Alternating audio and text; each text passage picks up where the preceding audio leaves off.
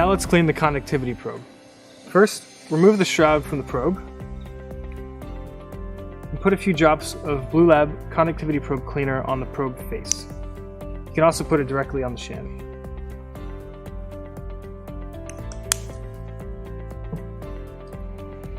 Use the chamois to vigorously scrub and clean the probe face.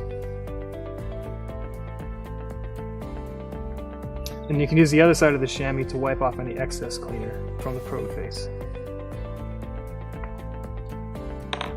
Now give the probe face a rinse with some fresh tap water.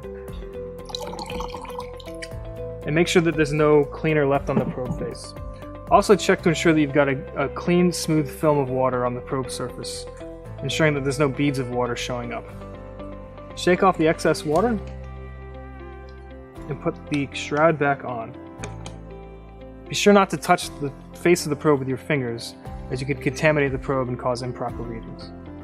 There are many ppm and EC testing solutions available on the market, but for best performance, use Bluelab calibration solutions with Bluelab products to ensure the highest levels of accuracy.